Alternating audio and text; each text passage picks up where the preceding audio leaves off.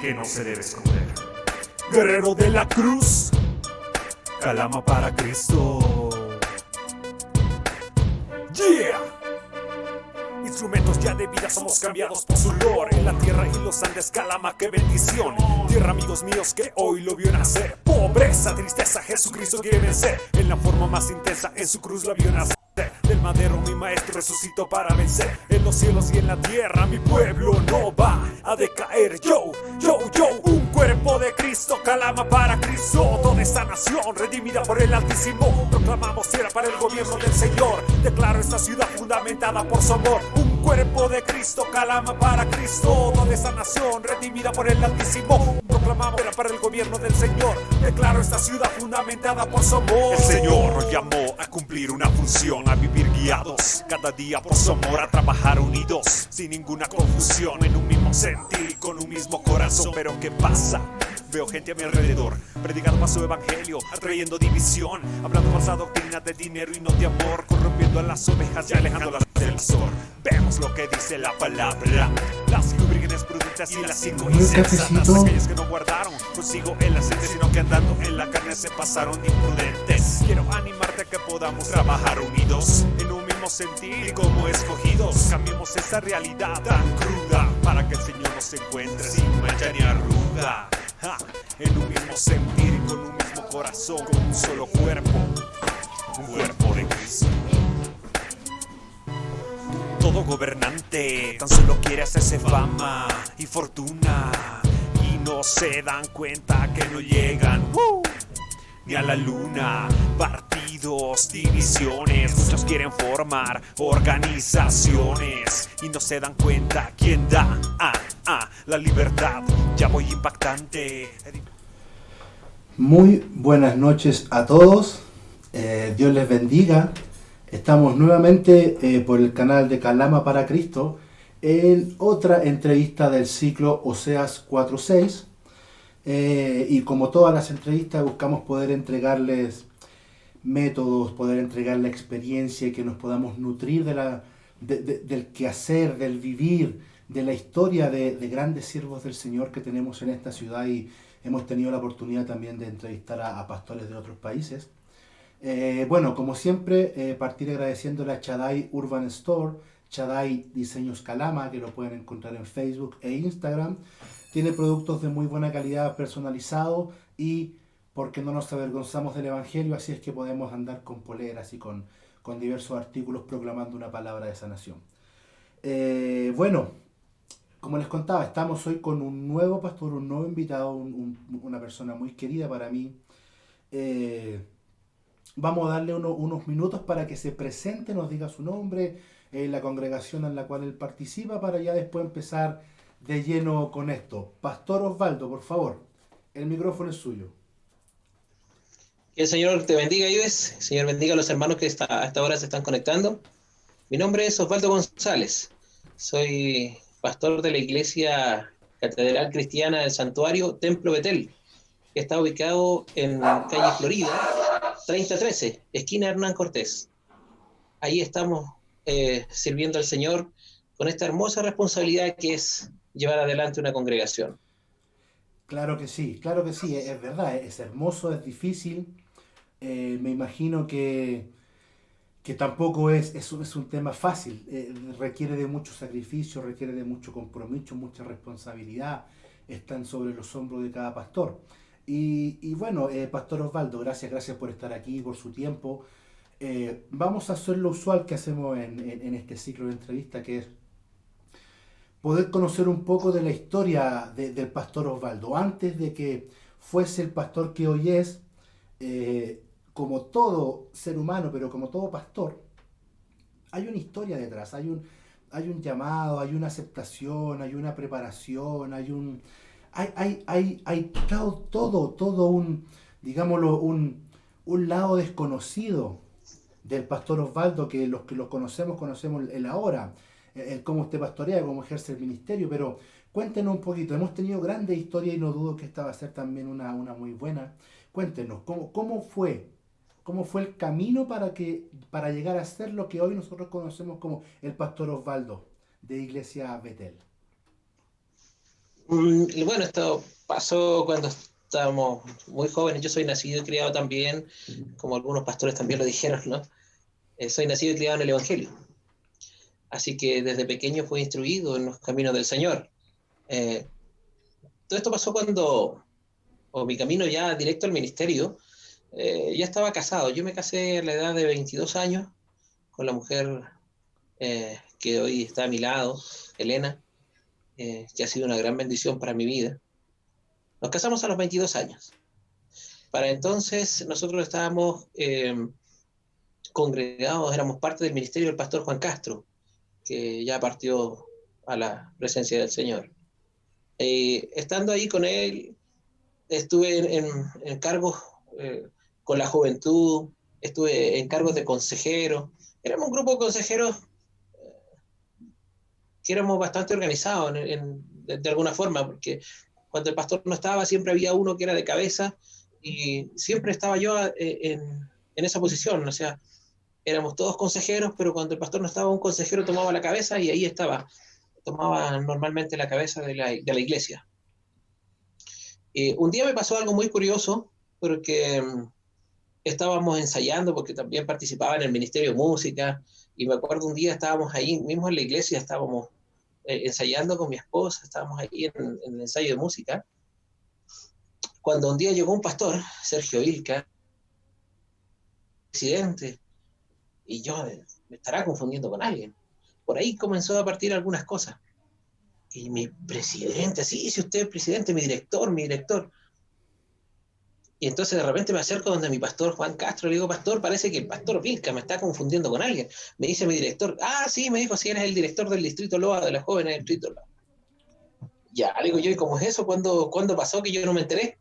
Entonces sí, me dijo, tuvimos una reunión de pastores, dijo, y cada pastor debía llevar su candidato para ser el director de los jóvenes, que hacía un tiempo que no se activaba.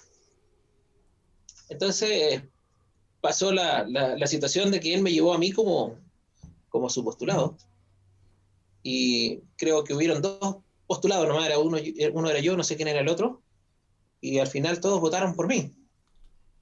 Yo no lo sabía. Así que a partir de ahí quedé con un cargo de director de jóvenes del Distrito Loa. 8 iglesias, estaba a cargo digamos, de los jóvenes de 8 iglesias.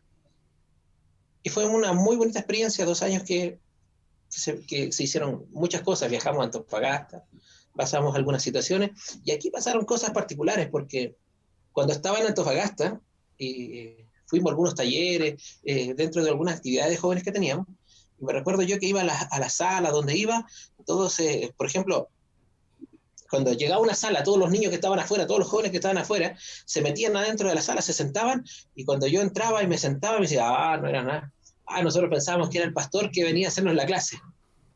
Y me empezaron a pasar experiencias así, todo el mundo me trataba de pastor, y yo para un poquito, yo no soy pastor. Estoy en la actividad de jóvenes como ustedes.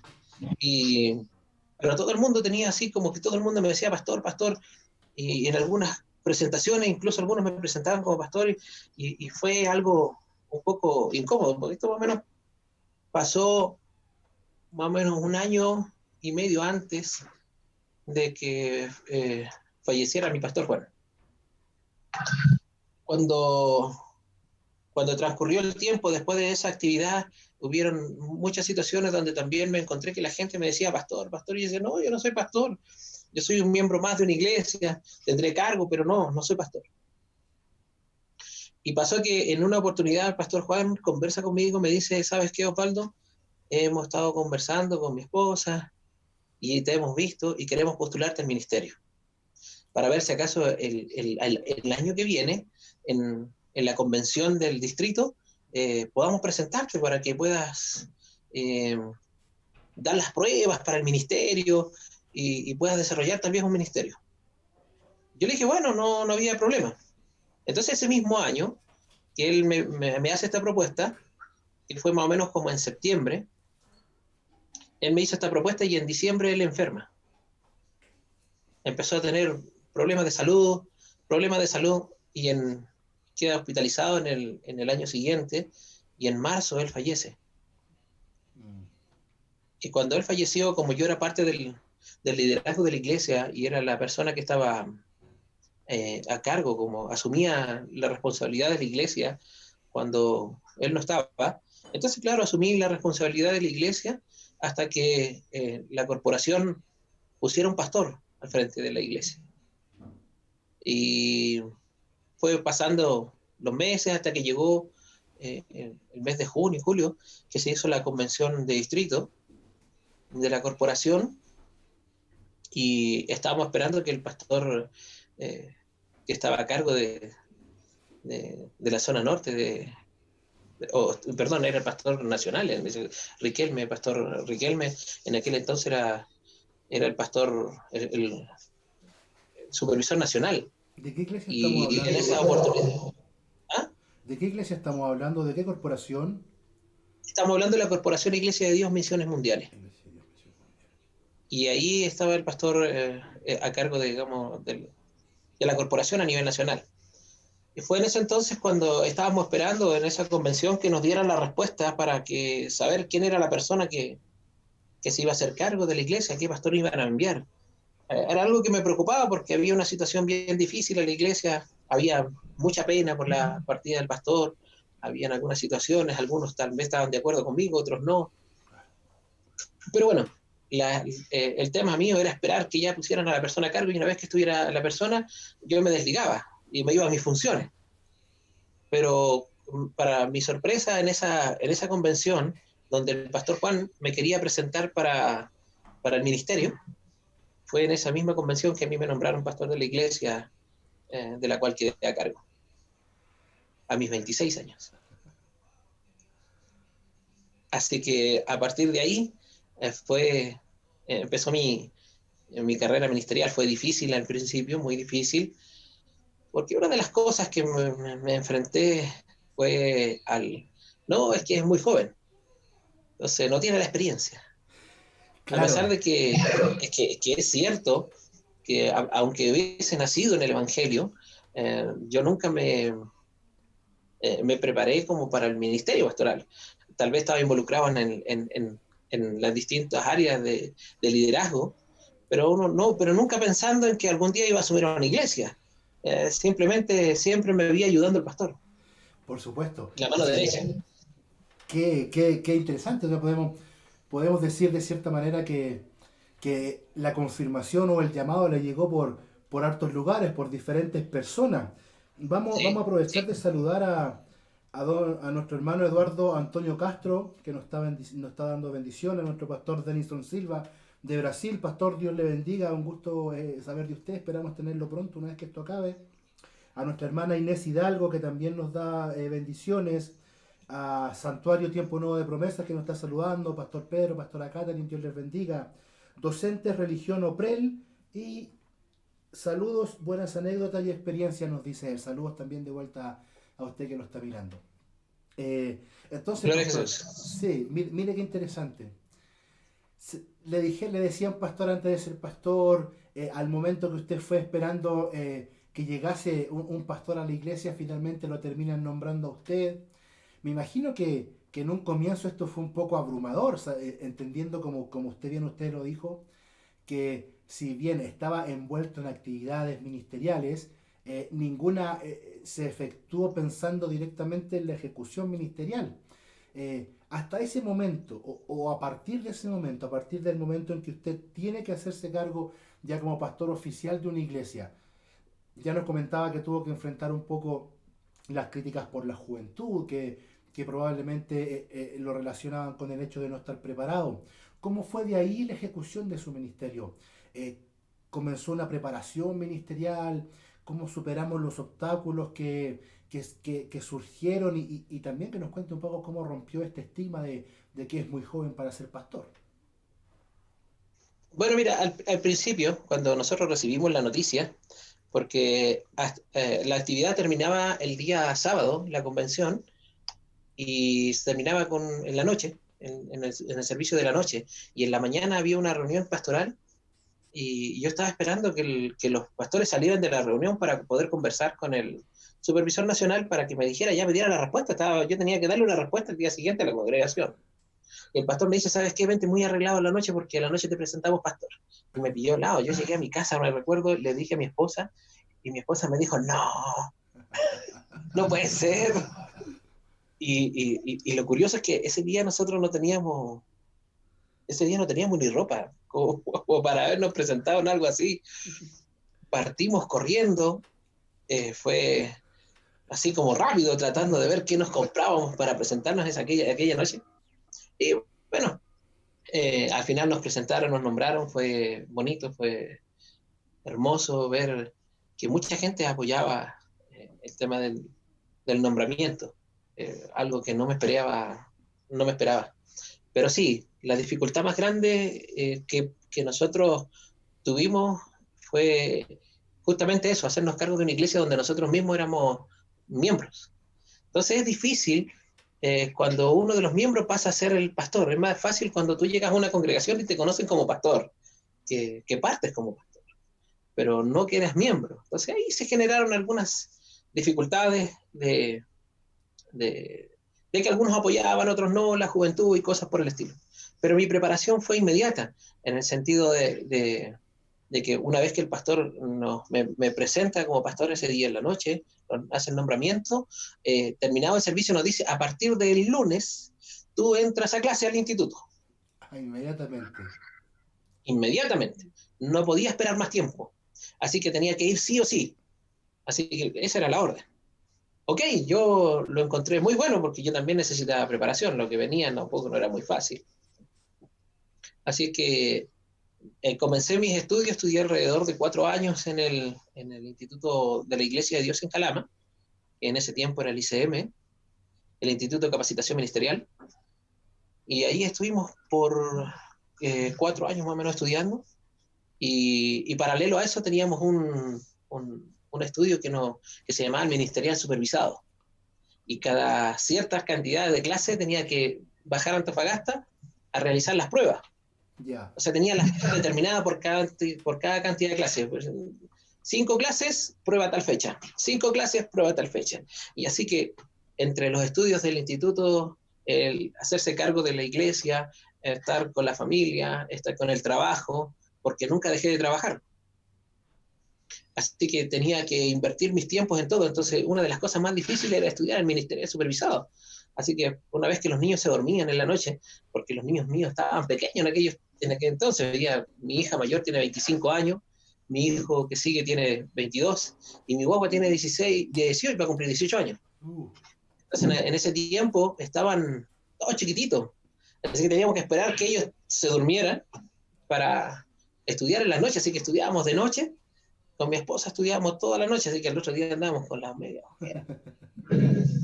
Y así que y fuera de eso también viajábamos en algunas ocasiones a los Pridemi que se hacían cada cierto tiempo. Entonces sí, mi preparación en ese aspecto fue bastante dura. Tenía que hacer mucho en muy poco tiempo. Pero gracias al Señor salimos adelante. Qué maravilloso. Mire, quiero aprovechar de saludar a nuestra hermana Maribel, que dice, ese es mi pastorcito, qué seco. Y también a mi hermano Bonnie Miranda. Saludos de él y de Amanda, le mandan Pastor Osvaldo, dicen que escuchar su experiencia es bueno, así es que le mandamos saludos al hermano Bonnie. Y el Señor le bendiga también a Bonnie y Amanda. Y a la hermana Maribel que está ahí haciéndole barra desde el tablón virtual, tiene su fan club. Está bien, Dios te bendiga, Mari. Bueno, y claro, yo comparto mucho el hecho de que de la preparación ministerial para poder ejercer el cargo. Creo que es súper importante tener líderes preparados para tener iglesias fuertes, bien cimentadas, entendiendo por supuesto y nunca dejando de lado que sin el Espíritu Santo en nuestra vida nada podemos hacer. No vayan a pensar de que el hecho de que no lo nombremos o no lo hablemos explícitamente lo estamos descartando, para nada. Creo que eso es lo principal y eso lo podemos ver en las distintas confirmaciones del llamado, en su caso que le decían pastor sin serlo, ya lo consideraban dentro de un círculo pastoral. Teníamos otros pastores que el llamado fue un poco más, digámoslo, confrontacional con la palabra, pero bueno, entendemos que el Señor hace como quiere, Él es soberano. Y pastor, y bueno, usted nos cuenta este lado de la Iglesia de Dios, Pero hoy por hoy usted está en la Corporación Catedral Cristiana del Santuario, a la cual también pertenezco yo. Usted pertenece al Templo Betel, yo al Templo Tiempo Nuevo de Promesa. Y aquí me pareció que nuestro pastor supervisor, obispo Gabriel García, lo está mirando, así que le vamos a dar un saludo muy grande a nuestro pastor, el Que el líder de Señor le la... bendiga, mi jefecito. Así es, pues, el pastor líder de la corporación en Calama. Y bueno, la hermana Marta también nos manda bendiciones, hermana, Dios la bendiga. Un placer conocer a usted y su familia. Y hoy por hoy usted está en esa corporación, Catedral Cristiana del Santuario, Templo Betel, ubicada donde ya nos dijo. Eh, Hubo una transición. Obviamente hay una historia, que contemos lo que podamos, por supuesto. Ninguna infidencia ni ninguna infidelidad. Y cuéntenos un poco cómo salió de la Iglesia de Dios y ahora está nuevamente ejerciendo el pastorado, pero en otra corporación. Ese proceso me imagino que le dejó alguna experiencia enriquecedora para su vida. Sí, sí, por supuesto que sí. Todos los cambios tienen, por supuesto, cosas de las cuales uno tiene que aprender. Disculpe, pastor, pero Eh, nuestro pastor Gabriel García nos pone, estoy anotando cada palabra, me dice. Está bien, está bien. Está bien. Dios le bendiga, pastor Gabriel. Claro. Sí, mira, estando en el tiempo todo el tiempo que estuve en la Iglesia de Dios fue una muy linda experiencia. Sí, creo que hubo muchas situaciones personales. eh, Creo que también faltó madurez, faltaron algunas cosas. Si bien es cierto, estuvimos pastoreando cerca de 8 años en la Iglesia de Dios, con muchos altos y bajos. Eh, Creo que me pasó la cuenta, creo también el ser muy joven en el ministerio. Creo que me faltó algunas cosas, algunas fallas también hubieron. Bueno, al final terminamos saliendo de la Iglesia de Dios. Mm, no tengo mala relación con los consiervos de la Iglesia de Dios, así que no hay ningún problema por ello. Por supuesto. Llegué a la corporación El Santuario en el año 2014 y 5 años más tarde ya el pastor Gabriel quiso proponerse, digamos, la posibilidad de darme la oportunidad de pastorear. Creo que también habían algunos temores también seguramente por parte de él, también habían temores por parte mía. Creo que había muchas cosas. También había el temor a fallar o cometer, o no sé, a veces tan especial el ministerio pastoral que muchas veces hay muchos temores. Sabemos que Dios está con nosotros, pero aún así somos seres humanos. Y como seres humanos, nuestra carne muchas veces nos juega algunas situaciones un poco incómodas. Pero aceptamos el desafío y gracias al Señor estamos pastoreando. Tenemos una muy linda congregación, es muy amorosa. Me gusta cómo es la congregación. No puedo poner y decir que las dos experiencias son iguales, son totalmente distintas, es algo diferente, es una experiencia diferente, son personas diferentes y hemos vivido situaciones diferentes y que son muy hermosas en el Señor.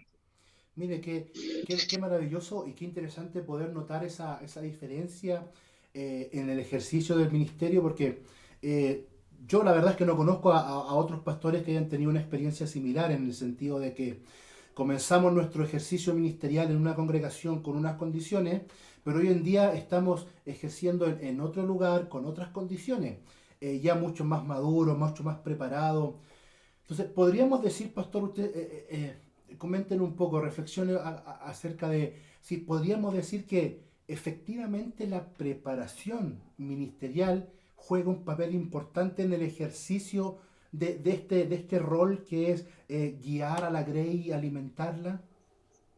Sí, correcto.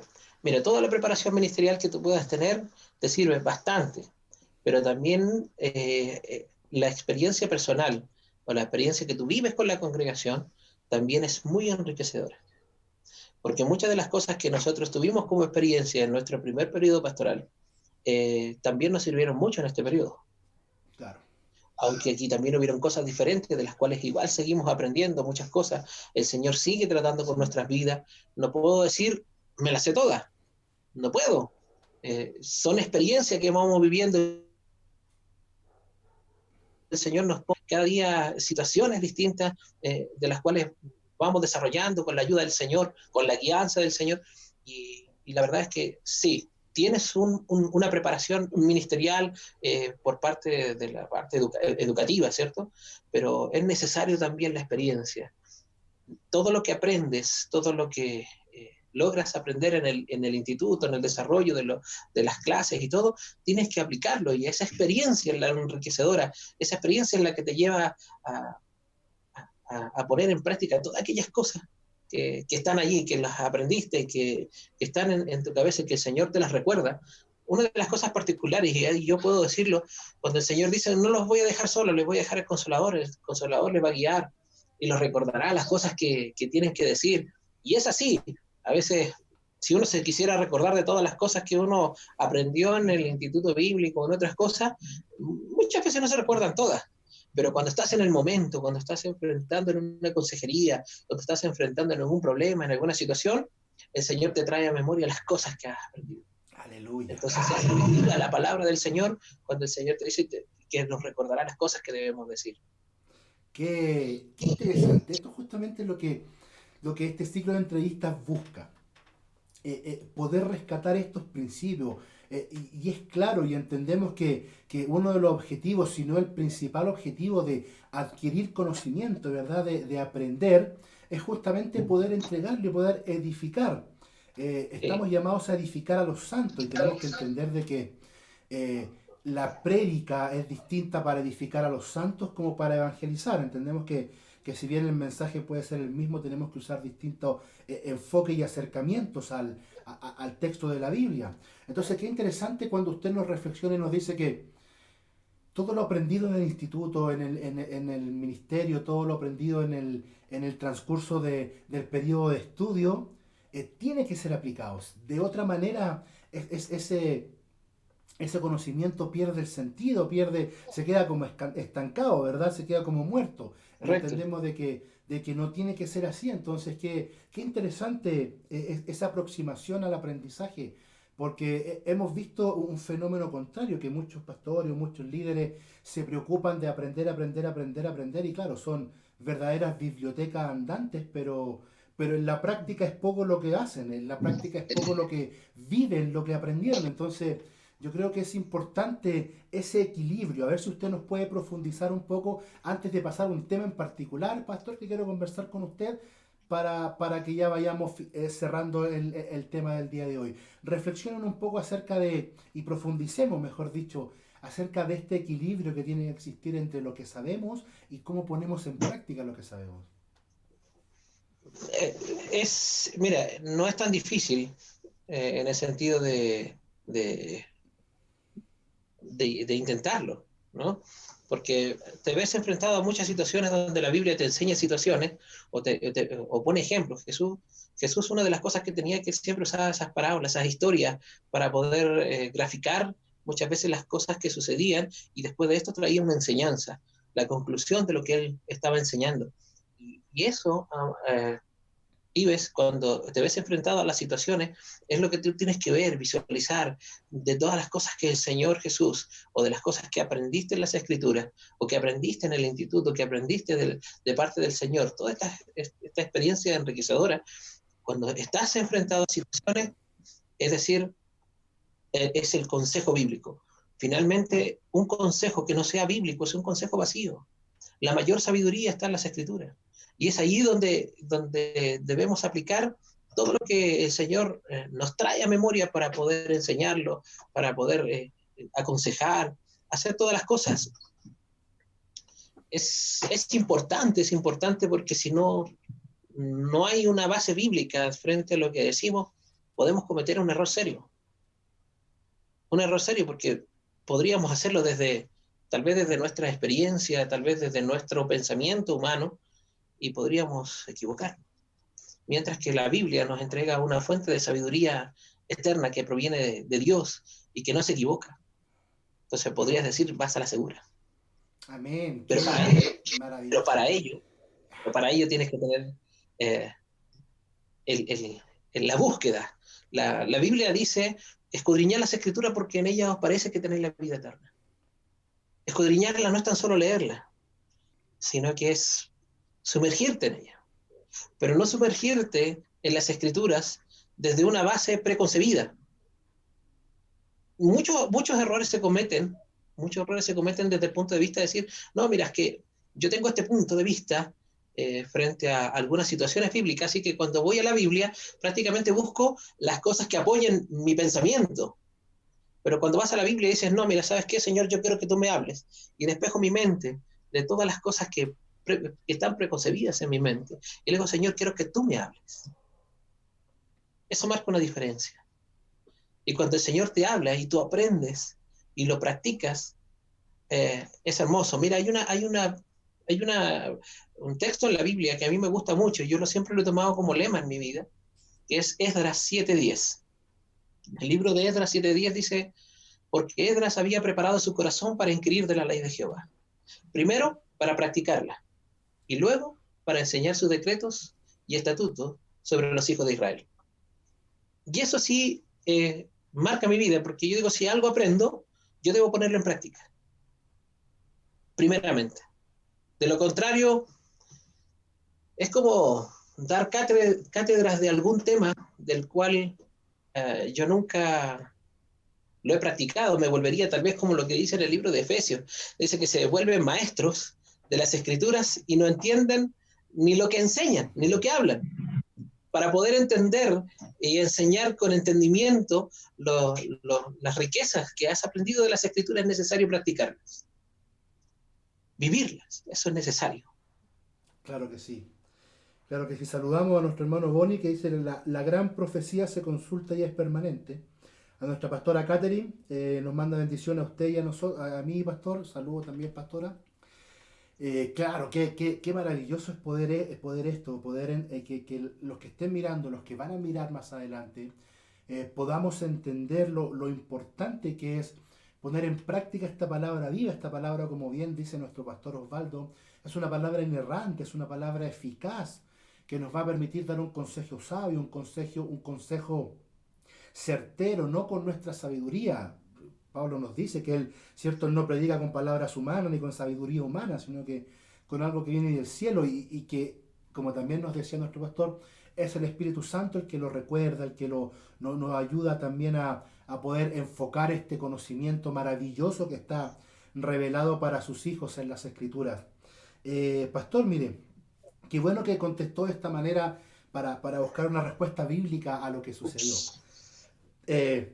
No sé si tuvo la oportunidad usted de ver una entrevista que estuvo Jesús Adrián Romero con un instituto teológico chileno. No me recuerdo el nombre en Facebook en este rato, qué lástima. Creo que es Instituto Teológico, no recuerdo, voy a tratar de recordarlo durante lo que queda de entrevista. El asunto es que en esta entrevista con este medio chileno, Jesús Adrián Romero, para resumir un poco sus declaraciones, fueron más o menos las siguientes. Que con esta pandemia él entendió primeramente que todos somos humanos y que todos pertenecemos a la misma raza y que todos somos uno. Y por ende él quiere en sus canciones, primero, y voy a tomar las palabras que él dijo para que no piensen que estoy inventando, literalmente él dijo que quiere tocar música más mundana. Él quiere tocar música que sea más inclusiva e incluyente. También usó conceptos como tenemos que dejar de ser tan tribales y pensar que nuestra tribu solamente tiene la razón y que él ahora busca de esta manera mundanizar sus alabanzas o mundanizar su música para hacerla más inclusiva, más incluyente a todas las personas, que eso es lo que él está aprendiendo de esta pandemia. Ahora le pregunto yo a usted, Pastor Osvaldo, entendiendo cuál va a ser el rol de la iglesia una vez terminado todo este periodo, ¿debemos mundanizar la iglesia para tener más llegada a la gente de afuera? ¿Debemos de alguna manera acomodar nuestra estrategia y nuestros métodos, como dijo él, mundanizarlos para ser más inclusivos e incluyentes como iglesia? Complicado el tema, ¿no? Porque honestamente, ya la verdad es que no, yo no concuerdo con las declaraciones de Jesús Adrián Romero en el sentido de que se nota claramente que el lenguaje que él está usando ya es un lenguaje que se usa mucho en el tema de ideologías, con que inclusión, ¿me entiende? Y derechamente él dijo que quiere hacer canciones más mundanas, entonces eh, claramente el mensaje no lo vamos a cambiar, eso es inex- eh, impensado cambiar el mensaje. Pero ¿debemos mundanizar la iglesia, pastor, una vez terminada esta pandemia? Mira, una cosa es cierta, después de que pase todo esto, nada va a ser igual. Ahora, estrategias se pueden hacer muchas estrategias pueden venir para poder captar a las personas para que vengan al conocimiento de Cristo. Pero cuando ya queremos torcer algo o la misma palabra del Señor, yo creo que ya eso no tiene lógica. Ahora, mundanalizar las cosas, no creo que sea el camino. Nosotros buscamos que la gente cambie. Pero si nosotros le presentamos tal vez algo que es igual a lo que tienen afuera, no sé cuál sería la gracia de venir al Evangelio. Eh, Debemos presentar una vida distinta. Muchas veces, como dijo Pablo, dijo que cuando discutían algunos hombres sobre, algunos decían, yo soy de Pablo, yo soy de Apolo, yo soy de aquí, yo soy de allá. Y Pablo dijo, ¿quién es Pablo? ¿Quién es Apolo? ¿Quién es este? Pablo sembró, Apolo regó y el crecimiento lo da Dios. Ujú. Ok, frente a esta situación, bajo esa premisa, nosotros tenemos que buscar conquistar a esta gente para Cristo, presentando o sembrando la semilla para que un cambio lo entregue Dios. Si yo quiero hacer un cambio, quiero atraer a la gente con algo donde yo no les voy a presentar o no va a haber ninguna situación que les permita a ellos ver un cambio, ser una persona distinta, eh, no sé, pienso que no es el camino. Eh, ¿Qué es lo que están buscando? No sé, si yo quiero llegar a Cristo, yo quiero cambiar mi vida, estoy pasándola tal vez de una manera diferente mi vida la estoy llevando de una manera tal vez no adecuada, y si voy a llegar a los caminos del Señor haciendo lo mismo, no sé cuál sería los pasos de cambio. Claro, porque, por ejemplo, lo que él, para seguir con esto, lo que él puso en sus redes sociales, él hizo una especie de encuesta. Él dijo, si tuviésemos que elegir una canción, o tuviésemos que tratar de pensar en una canción que cantó Jesús con los apóstoles, ¿cierto? El día de la última cena, ¿cierto? El día de ese día cuando cantaron al final. Y él dio una lista de canciones, más o menos para que la gente pudiese hacer una especie de votación, tratando de pensar o de elegir qué canción hubiese cantado Jesús con los apóstoles. Dentro de esta lista, Jesús Adrián Romero puso, por ejemplo, One Love de Bob Marley, Imagine de John Lennon, y bueno, creo que es Cuán grande es Dios, el poderoso de Israel. Y la verdad es que esto causó bastante revuelo en redes sociales. Entonces, él dijo en esta entrevista que él lo hizo justamente para probar este punto, de ser más inclusivo, de ser más incluyentes, como él lo dijo. Entonces, bajo ese concepto, ¿qué piensa usted por ejemplo, cuál hubiese sido su respuesta ante esta pregunta? ¿Qué canción Mira, cantaron hay, los al- hay, apóstoles? al- hay algo que se llama sincretismo religioso. Ujú. Cuando hablamos de sincretismo religioso, hablamos de tomar cosas paganas y volverlas cristianas. Si yo veo que el Señor quiere algo original de parte de nuestras vidas, hacer un sincretismo religioso creo que no es el camino. No creo que agrade a Dios. Eh, por ejemplo, quiero tomar un ejemplo bastante... Eh,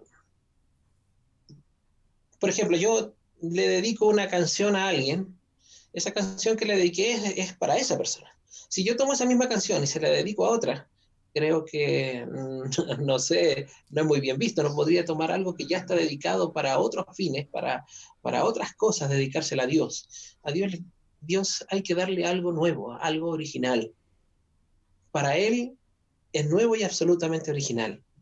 Si estamos haciendo sincretismo religioso, tomando cosas del mundo para dedicárselas a Dios, creo que no es el mejor camino. Para nada. Concuerdo.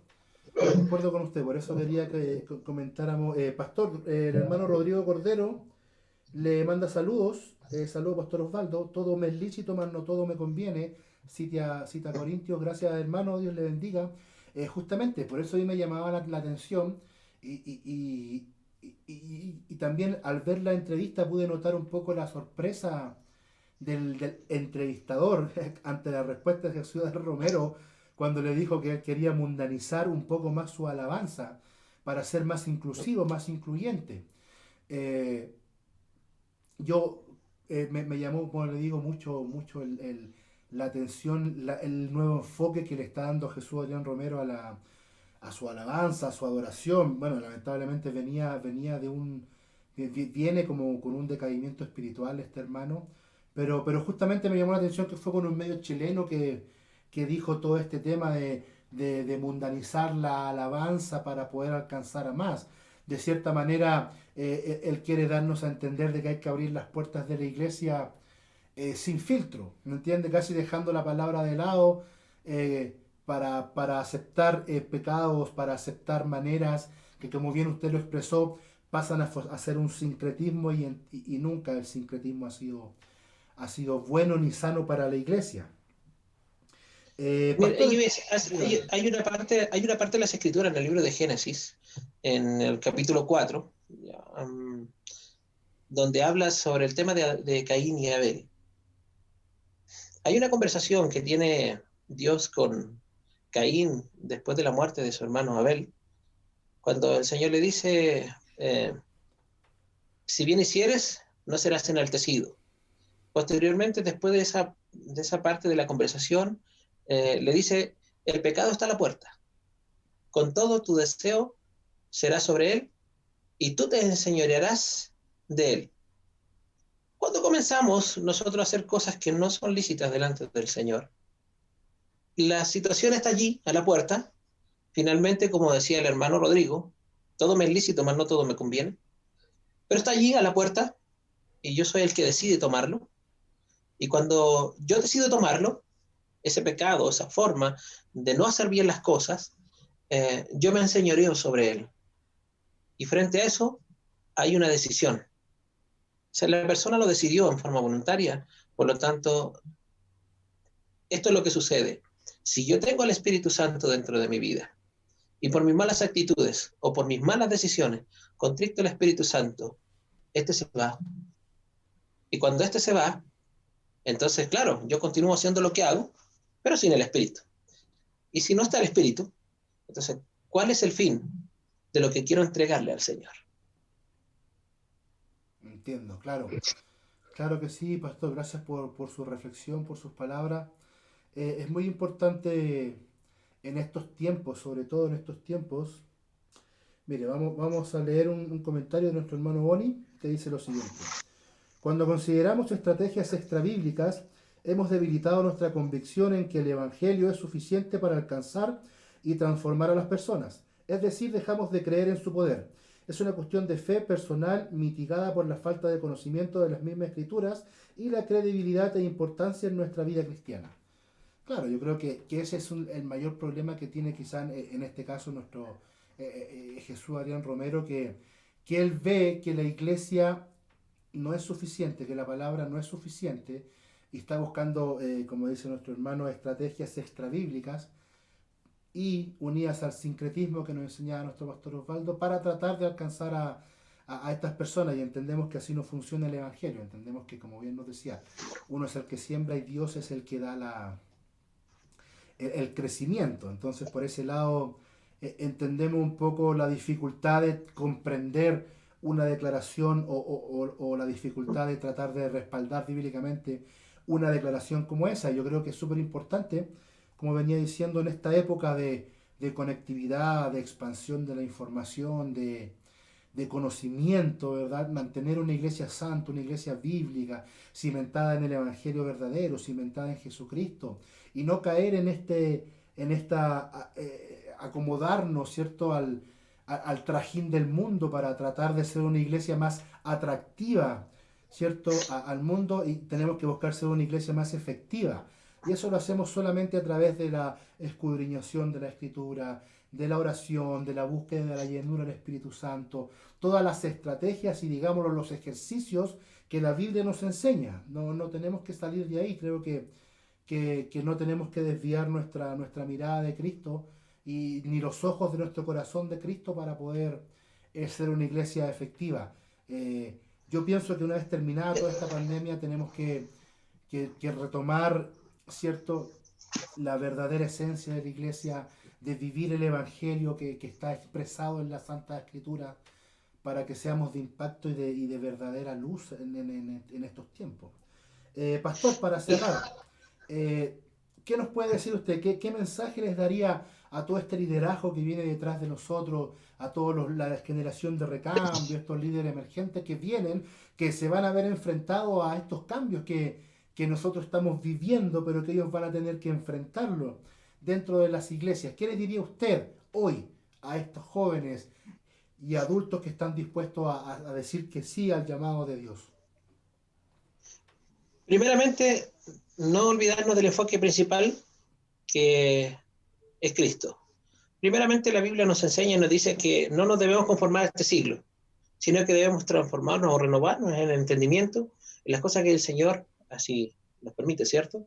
Amén. Y de esta misma manera, no olvidar que el camino para llegar al Padre es a través de Jesús. Jesús dijo, yo soy el camino y la verdad y la vida, y nadie va al Padre si no es por mí. El único camino para llegar al Padre es Jesucristo. Es un enfoque que no tenemos que olvidar. Que si tenemos que renovarnos en nuestros pensamientos,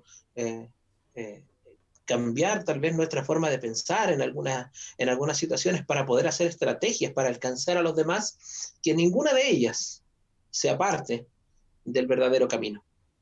Caminos pueden haber muchos, pero en el Evangelio no aplica que el fin justifica los medios.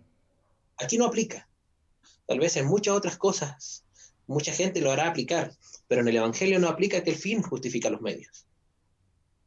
Podemos ocultar de mucha gente nuestras verdaderas intenciones, pero a Dios no. Por lo tanto, no podemos engañar a un montón de gente, podemos engañar líderes, podemos engañar pastores, pero a Dios jamás le vamos a engañar. Por lo tanto, todo lo que hagamos, hagámoslo pensando en que el Señor todo lo ve y que todo es para el Señor, y hacerlo de buena manera y con excelencia. Todas las estrategias, todas las cosas que podamos hacer para poder llevar adelante la expansión del Evangelio, no olvidarnos que el único camino al Padre es a través de Jesucristo. No hay otro camino. Así es, así es. Susana Rodríguez le manda saludos de poder compartir. Dios la bendiga, hermana Susana Rodríguez. Sí, llevando cautivo todo pensamiento al conocimiento de Cristo, ¿verdad? Creo que es importante sujetar todo a Dios, a la palabra, a Jesucristo, al Espíritu Santo, y ahí podemos mantenernos en tierra segura, ¿verdad? En tierra firme. Pastor, Dios le bendiga. Muchas gracias por su tiempo. Bendiciones y besos. Muchas gracias por su voluntad. Quiero recordarle a todos los que están mirando y los que verán después esto que las entrevistas están y estarán las siguientes disponibles en nuestro canal de YouTube. Nos pueden encontrar como Calama para Cristo en YouTube, Calama para Cristo en Instagram y Calama para Cristo _ La Resistencia en Facebook. Les quiero comentar de que por problemas personales vamos a tener que reagendar algunas entrevistas que vienen más adelante en su frecuencia y en su horario. No vamos a poder hacer 3 entrevistas semanales, vamos a tratar de hacer 2. Pero esto va a continuar porque aún tenemos pastores muy buenos, de mucha riqueza intelectual y experiencial, que nos pueden dar nuevos métodos y nuevas estrategias. Así es que continuamos, pero con algunos cambios que se los vamos a ir informando con tiempo. Gracias a todos los que miraron, gracias a los hermanos que comentaron. Compartan esto. La idea es que esta sabiduría, este conocimiento que Dios mismo ha puesto en estos grandes hombres del Señor que hemos entrevistado hasta el día de hoy, sea de nutrición, sea de bendición para todos los que vienen detrás nuestro para tomar esta gran responsabilidad, pero hermosa, del liderazgo ministerial, del pastorado, del obispado, de la maestría dentro de la iglesia, que entendemos que son posiciones muy delicadas y que la palabra nos manda a tenerlos en alta estima. Así es que nuevamente, pastor, le doy las gracias, le dejo el micrófono para que se despida y ya después yo voy cerrando este día de entrevistas. Que el Señor les bendiga. Ives, que el Señor te bendiga. Gracias por este espacio que brindas para poder conversar. He visto las entrevistas también anteriores, muy buenas. Espero haber estado a la altura de los siervos que han estado también en entrevistas. Y también saludar a todos los que a través de esta misma conexión nos saludaron. Rodrigo, a todos aquellos que estuvieron allí saludando, que el Señor les bendiga grandemente. Muchas bendiciones. Amén. Gracias, Pastor Osvaldo. Gracias a todos los que estuvieron conectados. No se olviden, estamos en Instagram, Facebook y YouTube para que no se pierdan ninguna de las entrevistas y de las noticias que estamos dando diariamente. Recuerden que la iglesia no se ha detenido, la iglesia sigue estando donde está, sigue haciendo la obra social tan importante que la iglesia hace, y este medio quiere dar a conocer eso, y además queremos ser un medio para que podamos nutrirnos de las experiencias de los pastores. Dios les bendiga a cada uno de ustedes. Esto es Calama para Cristo, la Resistencia. Buenas noches, bendiciones.